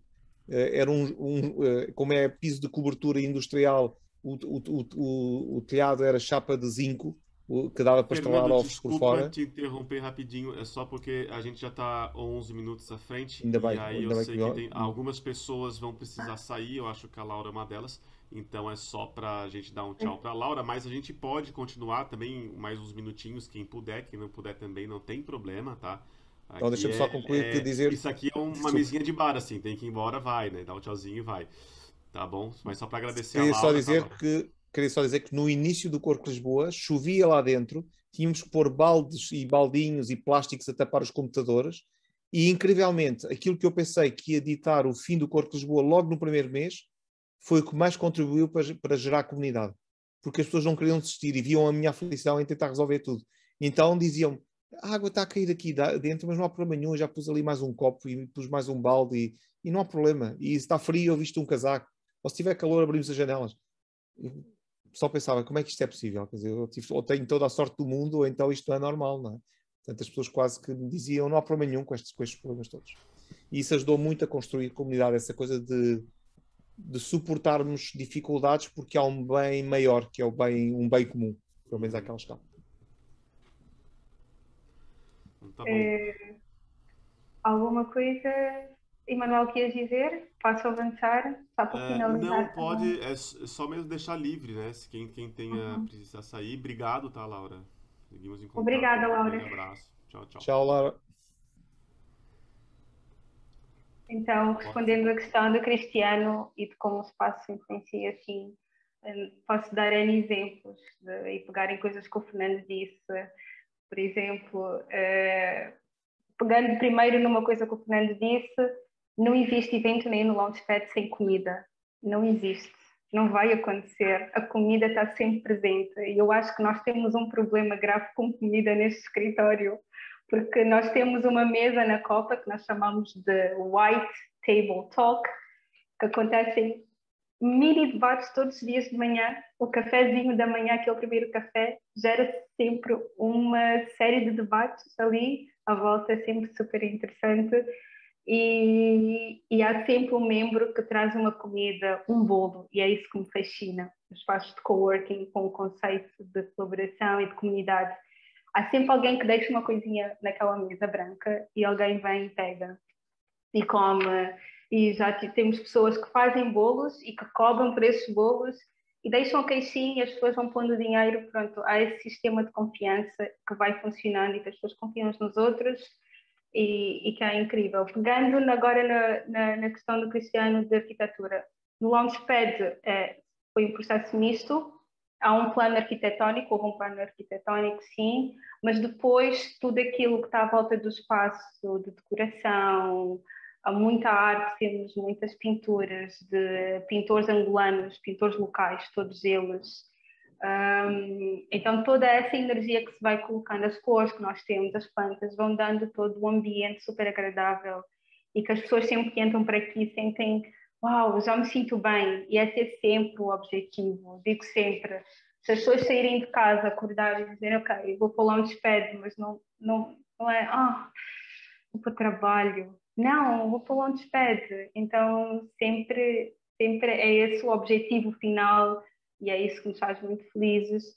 Queria pegar mais alguma coisa que a Laura tinha dito sobre as proximidades e os espaços de coworking. Sem dúvida que o espaço de coworking tem que estar, não pode ser longe.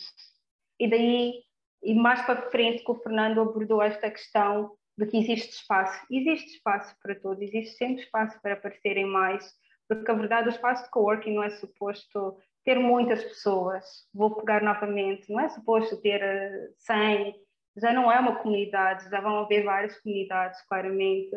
É bom manter este aspecto que torna única a comunidade, né? Que toda a gente se conhece, colabora, e o espaço tem que estar próximo. Pronto, eu gostava de finalizar a contribuição do Launchpad a dizer que quando vierem a Angola, que visitem o Launchpad, e quando eu visitar as vossas cidades, certamente que irei dar um alô e visitar os vossos espaços de coworking. Falta ir a Maputo, nunca estive em Maputo, então, Pedro, quando estiver em Maputo, vou querer muito bem-vinda sempre, tu e todos.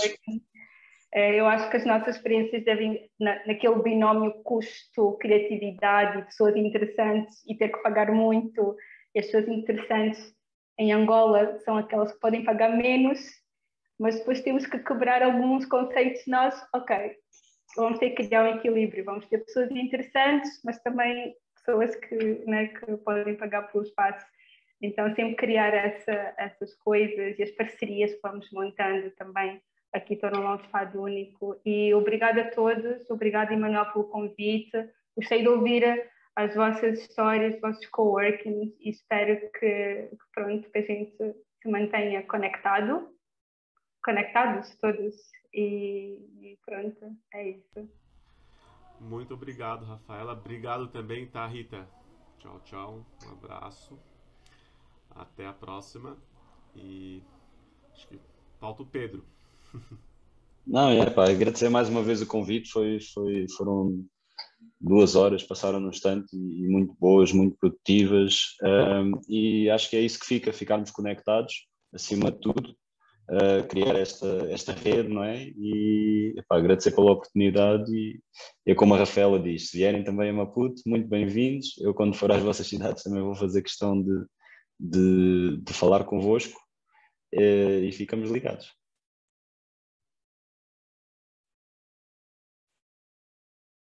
Ia só sugerir, Emanuel, se pudesses partilhar, já tem um e-mail, né? Mas se pudesses talvez partilhar uma lista com todos os participantes de que espaços é que são, então aí seria ainda mais útil. para depois pesquisarmos os contatos, redes sociais, tudo isso fica mais fácil. Com certeza a gente troca figurinhas ali pelo e-mail, né? A gente segue em contato. Como a gente falou no início, né? Esse é um laboratório, assim, uma experiência, né? Uma primeira experiência de aproximar nós lusófonos, né? Os falantes portugueses.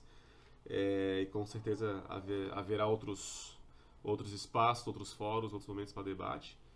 Quero agradecer demais assim a presença de todos, o aceite, né? Como a Gisele falou, de primeira, né? Aceitaram de primeira, não, vamos lá, vamos fazer. Eu acho que isso foi muito legal, muito importante, né? Muito maravilhoso. E Gislene, alguma palavra final? Cristiano também? Só agradecer mesmo, uma tarde muito, muito bacana, muito proveitosa, confirmando várias hipóteses que a gente já tem sobre como é trabalho em coworking. Então, muito obrigada mesmo. Só agradecer. Eu também. Só agradecer e continuar as conversas aí. Exatamente.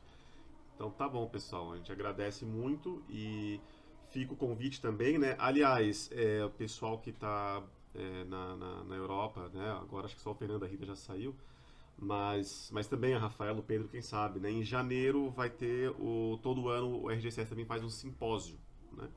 E em janeiro o simpósio vai ser em Montpellier, no sul da França. Aí é um encontro mais presencial, né? Para trocar aquela ideia um pouco mais formatada, assim. Mas também acontecerá em janeiro. Vai ter algumas sessões virtuais, algumas sessões presenciais, vai ser uma coisa meio híbrida também. Vamos ver como é que vai funcionar isso. Mas fica Em janeiro quando, também. Emanuel? Oi? Em janeiro? 20, 21 ou 21 e 22? 20 e 21. 20 e 21. Eu faço anos dia 21. 21, comemorar na França então. Não me importava nada. E não conheço Montpellier, por acaso. Não conheço essa cidade, conheço muitas outras, mas não é essa. Tá bem. Depois a gente manda detalhes também depois. Partilhem essa informação, sim. Se Sim. conseguir, gostava muito de ir. Gostava muito de participar. Vamos dar essa informação. E acho que ficamos por aqui, né? Só agradecer demais mais uma vez. Muito obrigado mesmo. Seguimos em contato e é isto, né? E também o pessoal que vai estar vendo no vídeo no YouTube, na descrição também vai ter ali certinho quem participou, qual é o espaço, qual que é o Twitter, o Instagram, o e-mail, vai ter todas as informações ali, né? Pra gente também criar facilitar abrir essa comunicação. Tá bom, pessoal? Então é isso, obrigado e tchau, tchau, até a próxima. Um abraço a todos.